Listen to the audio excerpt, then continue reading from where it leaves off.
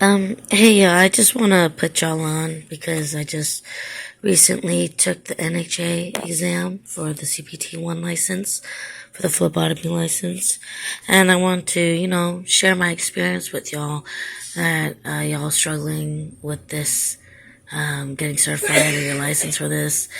I want to help you guys, inform you guys what was going to be on the test and stuff. So, okay, here we go. So one of the questions they asked me out of the 120 was, when somebody has a seizure, you should, what should you do? And, you would answer lower their head or put their head between their knees, or, the other answer could be, lay them down in supine or on their side, okay? So there's several ways, and this could be a question for more than just one question for the license, okay? For the certification. Then the next one, and this is actually a real question. They asked me, for obese people, what is the most common vein found? And that is the cephalic. Okay, yes, this was a real question on the test. Okay. Then they asked me some capillary draw questions, so, you should wise up on your capillary draws, instead of, the regular, blood cultures, light blue, then, red, yellow, green, purple, blue, like royal blue, whatever. So just wise up on your capillary is the opposite of that. So it would be, lavender, and then green, and then, light blue, like sodium citrate, okay? So for capillaries, it goes opposite. Then for, they asked me a lot of these infant dermal questions, so I don't know if I answered one wrong or what to why they asked me so many of these infant foot questions, like the heel sticks. But, okay, they kind of made it very awkward and weird because they would say, like, infant dermal punctures, where should it be? And for infants under the age of 2. So for infants under the age of 2, you cannot poke them in their finger. So you have to do a heel stick. And when they do a heel stick, they're like, is it plantar, lateral? And when you think plantar, you're like, that means the bottom of the foot. But then they said lateral. So it would be plantar, lateral. Lateral on the side of the bottom of the foot. And then they would say such things as medial, okay, medial lateral as well, and central lateral, and you're like, you don't want to say central because that would mean that it's in the middle of the kid's foot, and what if you puncture, a ligament there or something like that, and so you're like, okay, but technically it is the medial lateral, because, so if this was the bottom of the foot, like the heel and stuff like that, like say this was the heel part and this is the bottom area, then it would be both sides of the bottom area. So the outside and the inside, the lateral and the medial area of the infant's foot. But dorsally, okay, on the bottom, okay? Okay, then, the next question they asked me was, toddler dermal punctures. So it would be the third finger, and you would puncture this here or this here, okay? So toddler dermal punctures, third finger, or it could also be the fourth finger. So those are the only two fingers you should ever puncture, which would be the third and the fourth digit, okay? But technically the correct answer is the third digit, alright? And then they asked me how you should puncture it. Well, you're gonna puncture on the side, okay? Along where the, grooves for fingerprinting and stuff are. So you would puncture along the grooves, okay? Where the fingerprint is. Okay, and then if somebody has a mastectomy on the right breast, then you should choose their left arm in the antecubital space. That was a question. Then the next question was, which color tube for an A1C. So you should know what color tubes, okay? So you should know tubes and additives for sure, okay? So A1C, that would be a lavender. CPC, that's a lavender. PT as in ProTime, that would be a light blue. Then, which color tube is a coag? That would be the light blue, the ProTime, or also known as the sodium citrate. And then, which department does culture and sensitive test fall under? Well, that's microbiology, because the culture and sensitivity test is testing for which microbe, because they have to use an antibiotic to kill that bacteria. Okay, so only bacteria and stuff is going to be, microbiology. So,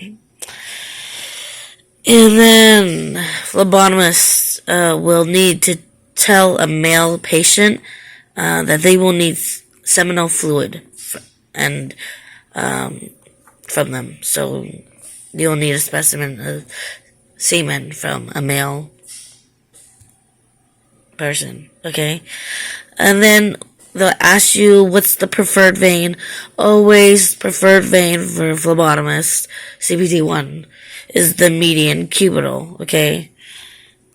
Then it's the cephalic, and then it's the other arm. Check the median, check the cephalic, and then it's the basilic. But sometimes they want you to answer median, cephalic, or basilic, okay? The next, urine for culture screening, okay? The phlebotomist must tell the patient that they will need a clean catch, meaning that they need to clean around the genital area and pee a little bit before peeing into the cup. And then after peeing in the cup, pee the rest in the toilet. Okay. Then how should a phlebotomist tell a kindergartner about the procedure? Number one, never lie, okay? I just ask them to be still.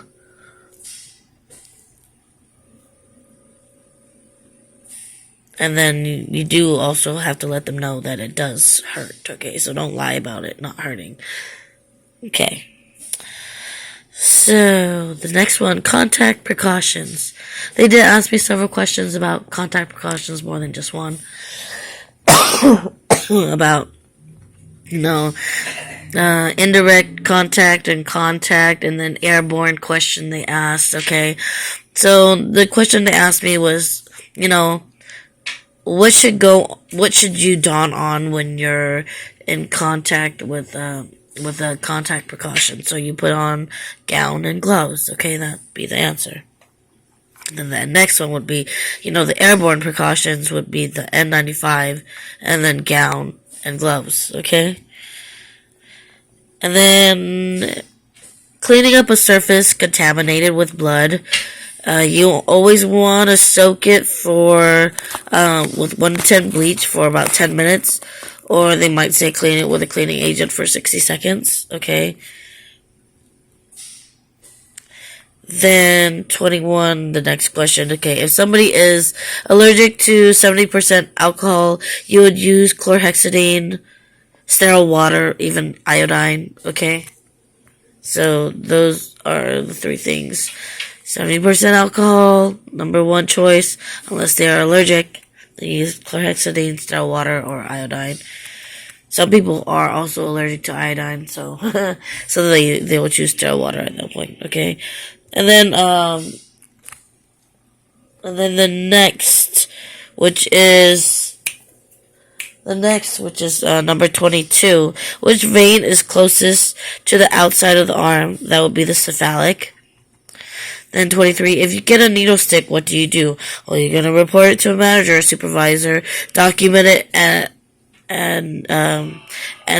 write the patient's diagnosis. No, kwenta, what the mother care? No, kwenta, what the mother care? Okay, sorry about that. Okay, so if you get a needle stick, what do? You report this to a manager, supervisor to document it, and you have to write the patient's diagnosis, because what if they have hepatitis B, or HIV, and then you end up getting it later on, even if it's 15 years later, whatever. Yeah, that's the point, that you have to document it. And you have the right, again, like the HAZCOM, Hazard Communications, the right to know law, to seek medical attention for it, okay? And to call that hotline, okay? The needle stick hotline, okay? So the next part, the HAZCOM, Hazard Communication, the right to know law, and get medical treatment, okay? This is also one of those questions. The HAZCOM is also known as the right to know law, okay? So, if somebody looks like they are developing a hematoma, you release the tourniquet, then the tube, then put the 2x2, remove the needle, hold and apply pressure, okay? So, if somebody looks like they're forming a hematoma, you basically discontinue the draw, but you can't just automatically discontinue it. You have to do it correctly. So it would be, release the tourniquet, the tube, and then the 2x2. So they always say, or tube, tourniquet, 2x2, whatever order, okay? Some people say it's tourniquet, tube, 2x2. Some say it's tube, tourniquet, 2x2, okay? But technically, if you have a good flow, it's always release the tourniquet first, okay? And that's how the NHA would want you to answer it. Always release the tourniquet, then the tube, and the 2x2.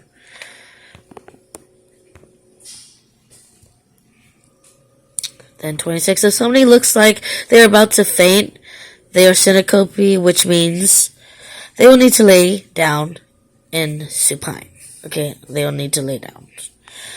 Or put their legs between the head between their legs, whatever. But usually you get them to lay down if they're syncope first, and then you do the draw, okay? If somebody tells you they are syncope, then you have to tell them, okay, well, like I said, you have to tell them to lay down to do the draw for them, okay? And 28, implied consent, like a head nod, rolling up the sleeves and showing their arm like, here's my arm, take it, without actually saying it. It's implied consent, okay? Phlebotomist must tell the patient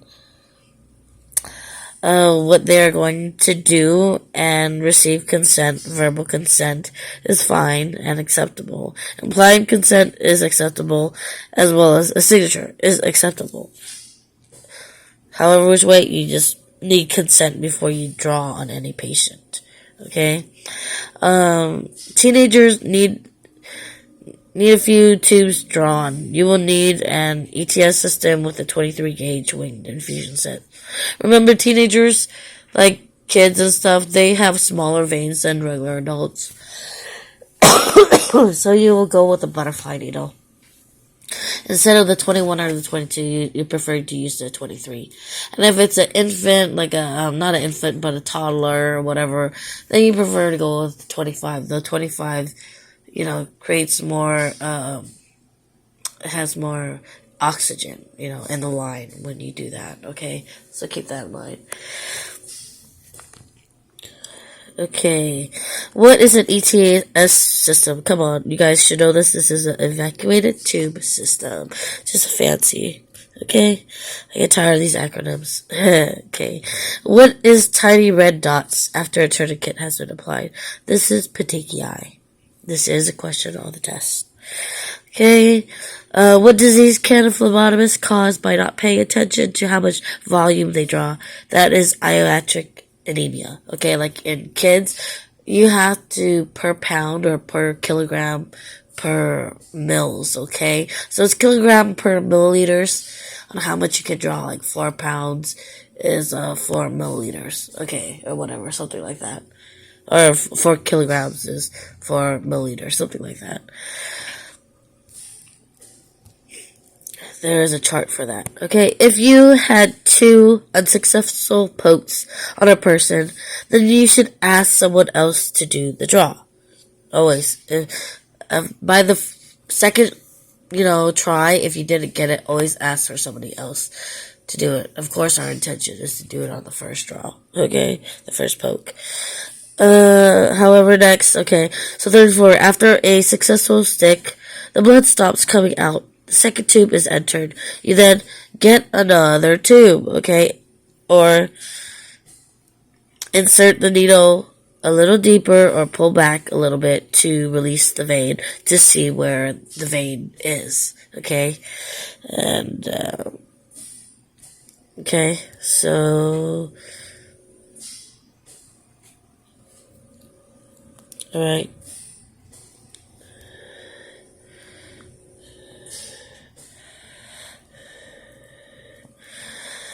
So, 35. Type of needle or set you choose depends on age, size, and quality of the vein and skin. Okay, so, that should be pretty standard. You guys should all know, the needle depends on the vein, depends on the age, depends on the quality and size of the vein and how delicate the skin may be. Because, like, with old people, sometimes you have to use a syringe. With kids, you have to use a butterfly, okay? Preferably, okay? And with people with very big, good veins, well, of course you're gonna use a regular straight stick needle. If you don't have a whole lot of tubes to fill, okay? So, alright. And, so who handles the PPE? That, of course, for the worksite would be OSHA. Then, when there is heightened infection, which organization is then involved?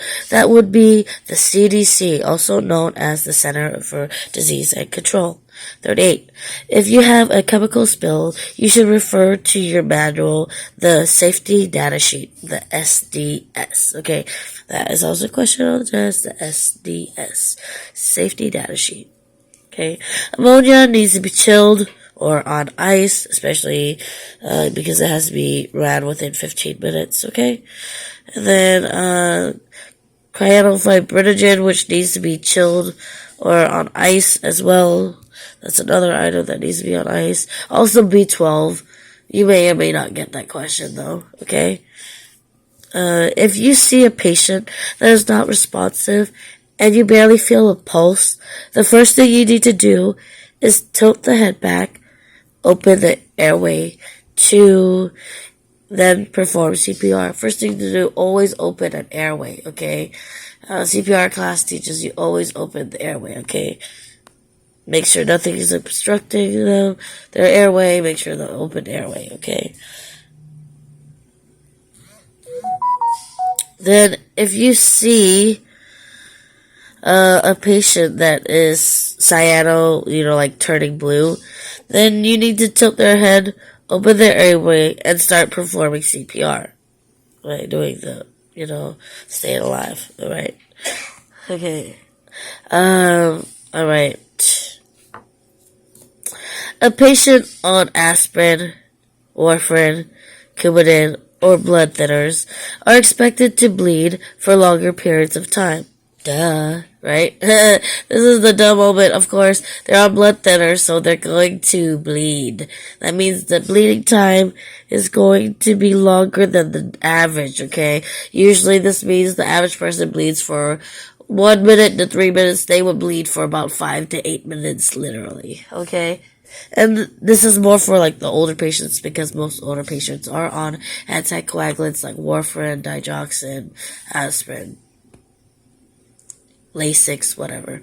Okay? So you must apply pressure, alright? Okay.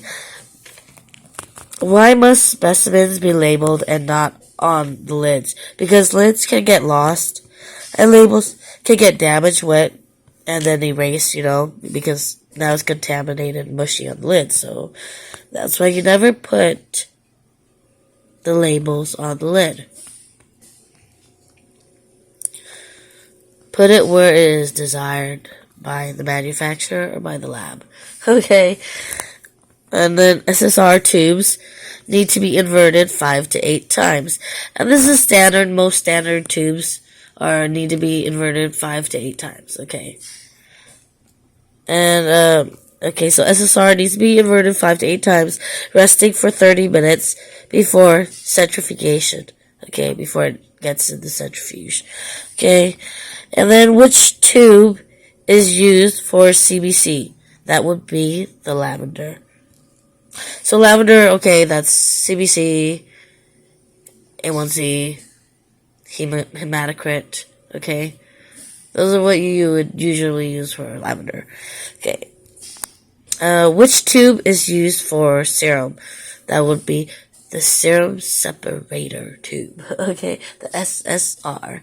Alright. Order of draw for if you have a venous draw for CBC, hematocrit levels, and PT. So if you have if they give you these things, you know, you have to draw a venous draw for CBC, hepatic, and PT. That means you will need a light blue, a green, and a lavender, okay? So lavender for the CBC, light blue for the PT, and green for the hepatic. Excuse me, y'all.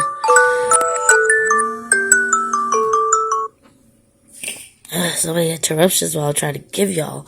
I try to put y'all on and I keep getting interrupted. Sorry about that. Okay, so 49. So the POC, the point of care, people. Okay, the point of care devices such as the glucometers, okay, must be recalibrated daily. Period. Every day, when you go to work in a healthcare setting, you must recalibrate their glucometers. Or even if it's personal use, you must recalibrate your glucometer, okay? You don't want erroneous results. So, which is the most common POC test? Which would be glucose, because a lot of people are diabetic, okay? It's the most common. Okay, which analyte is highest in capillaries? That would be dermal punctures. The highest capillary dermal puncture would be glucose.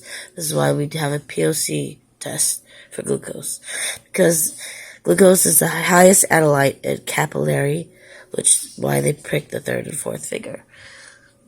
And capillary dermal punctures. During a glucose test, you must ask if the patient has fasted, and they must finish the drink within 30 minutes, okay? So say they started their drink at 6:20. They didn't finish their drink until 6:30. Then you have to come back in an hour or 2 hours. So an hour, that would mean you would come back at 7:30. And if it's 2 hours, then 8:30. But usually it's an hour after the test. So if they ask you this question, if they wrote 6:20 but they finished at 6:30, you would write 7:30. Okay? That would be your answer. What can alter the basal state? Exercise, okay? Exercise and, getting up, sitting down, just running a marathon, just, being stressed out, anxiety, crying, okay? Stuff like that can mess up the basal state. Okay? And basal state is always preferred state when, doing blood draws. Okay. Even arterials, okay? Why you don't draw blood from a burn area? Because people with burns, okay, they're easily susceptible to infections. So you do not draw from a space with burns on it. Usually you want to cover, those areas, like have sores and stuff like that or whatever. Or just try to find a spot that does not have those issues, okay? Okay, if you can't find a vein, you must ask the doctor. I meant to write can't, but I wrote can. Okay, if you can't find a vein, you must ask the doctor or physician permission to draw blood elsewhere, such as foot veins. Okay, so let me fix that now. So if you can't find a vein, you must ask the doctor for permission to look elsewhere for a vein. During a peak level of a drug, you must draw within 4 to 24 hours, or the test might ask you at what hour, so you would say 0800 hours on the test. Okay? Because it's within 4 to 24 hours. Next. If you can find a patient, you must document it. Like, I don't know where this patient went. I came here at this time to draw their blood, as asked. And they're not here, so you document that they weren't there when you went to draw their blood. Okay? The one thing always must do is document to save your butt. Okay? To save your life. Okay? Just always document. 57. The top minimal things to ask a patient is the most important things. They stress this. You always have to ID. Okay, in so many chapters in a phlebotomy book, it's always ID redundantly. Okay, so that is their name. Have them tell you their full name and their date of birth. Okay.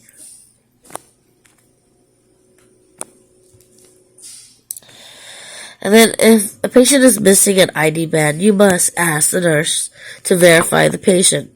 Or ask the nurse to verify the patient and put on the armband. Or ask the nurse to verify the patient and give them the tube so they can draw out their IV line if they have an IV line. Okay? And then, if a person is unconscious and in critical condition, that is implied consent. Okay? If a person is unconscious and has yet been given a John Doe name, you must use the medical records number they have been given or the ascension number assigned to them. Okay. If somebody says they will need to be restrained when you draw them, when you draw their blood, but doesn't give you consent, that is considered assault and battery. And I did have several questions on tort in regards to the assault and battery questions, okay? If somebody doesn't give you permission to draw their blood and you do it anyways, that is considered assault and battery. What is a tort? Assault and battery. Okay. When you receive critical panic values as results, you must notify the physician. Okay. It can be called critical values. It can be called panic values or ranges, okay? This means you have to notify the doctor. It doesn't matter, 3 a.m. in the morning, whatever it is, okay? If it is in the critical panic value or range, you must notify the physician and document which physician you notified. Document. Okay. 65, drug screen requires a chain of custody, alright? 66, alcohol screening requires a chain of custody. Anything forensics, anything having to do with the court, okay, or, a job, basically has to go through the chain of custody, okay? So how long is the chain of custody instated from? From the time the specimen is collected, person to person, must be documented until the time of the disposal of the specimen. Alright? And then 68, chain of custody.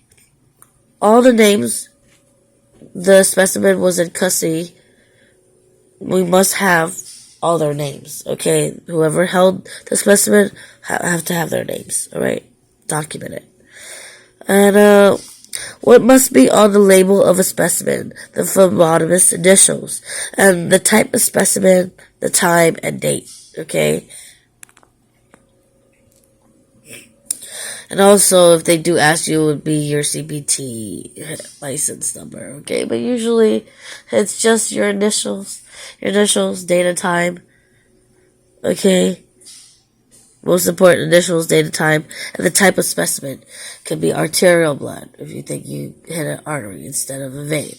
It could be capillary, if you used capillaries because you couldn't find vein. It could be urine, could be semen. Whatever the specimen is, you must label what type of specimen it is. 70. If a phlebotomist's initial is not on the specimen, this tube will be rejected and get thrown out. This is a question on the test. If the tube is expired, the tube gets thrown out. Okay, how often should expiration dates be checked on tubes? Each and every time before you use it.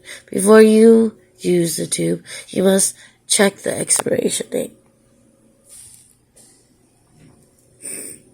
If the patient refuses to let you draw their blood, you must notify their doctor or nurse right away and document. Okay? If there is an IV on a patient, you must notify the nurse to stop the IV for 2 minutes before drawing blood. And you must discard the first 5 milliliters or cc's, which means the same thing, okay?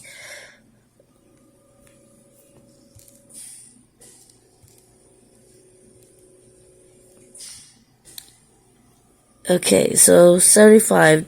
During a circle spot dermal puncture for infants, infants must be at least 3 days old, and all the circles must be completely filled in. And no, you cannot smack their heels or skin against the paper to wipe the blood onto the spots, okay? They have to be dripped precisely micelled down onto the circle spots on the forms, okay? They have to be filled completely, and, okay, and they must be dried completely, alright? They have to be completely dried before you send it to the lab. When entering a patient's room, the etiquette or manners you must have is to be quiet and professional. You know, like, when you get to their bedside, you tap them. You don't just shake their bed vigorously. You tap them and say, hey, I'm here to draw your blood. I am, you know, Jane Doe 1, whatever. You want to use name, okay? Alright, so, next question, 77. Improper conduct and HIPAA violation is talking to friends, family members, or even a spouse about a patient's health conditions, concerns, or diagnosis. So that is a big no-no. HIPAA Act instated 2003, PHI sensitivities. You cannot tell their friends, families, or even their spouse. Okay, not their family, not their spouse, unless they have a release of information saying that you are allowed to do so. And it has to be documented. Okay? 78. Before entering a patient's room, always pay attention to the precautions on the floor so that you know, the precautions on the door, so that you know what to wear, not on, or put on. Okay? So if they say it's airborne, you're going to put an N95, gown, and gloves, okay? And goggles, if you have it, okay? But otherwise, you would put, this gown, goggles, and N95. And then if it's contact, well, you're going to wear gloves and gown. If it's droplet, you're gonna wear a mask and gloves and a gown, okay?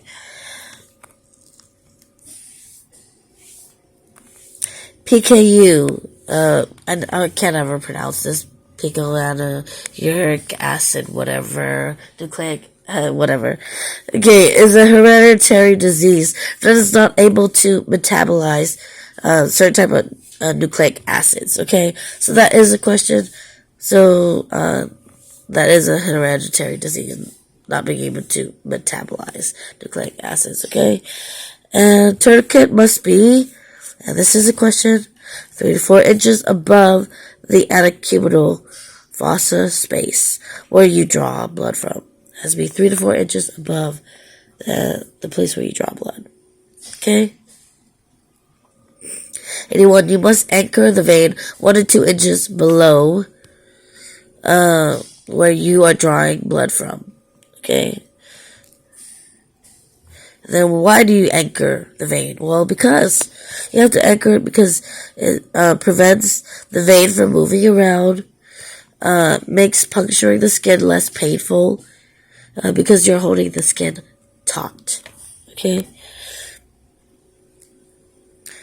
Needle insertion in the antecubital space is always 15 to 30 degrees, and the bevel must always be up. Always check the bevel, always make sure it's up, and no problems with the bevel, no problems with the needle, and 15 to 30 degrees for veins in the antecubital space. Now, veins in the hands, it's no more than 10 degrees, okay? Then when you're doing arterial, it's 45 degrees. If you're doing the femoral, that's 90.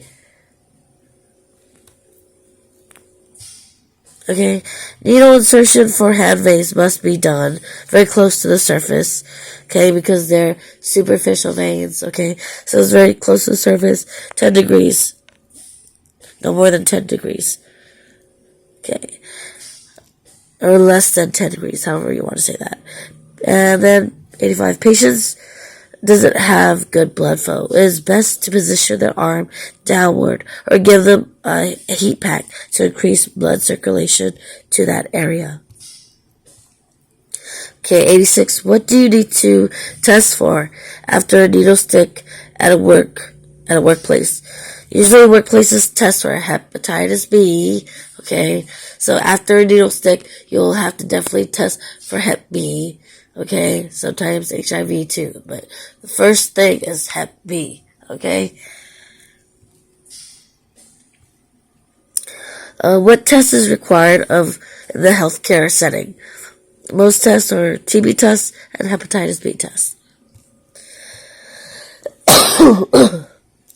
So my advice to you, know your tubes, know your additives, order of draw, and mainly, the important acronyms like CDC, CLIA, OCEAN, chain infections, laws around tort and consent like the HAZMAT, HAZCOM, right to know law, and then sites where you do the heel sticks on infants, okay? And that's it. Alright. Good luck to you on your NHA CPT1 exam certification.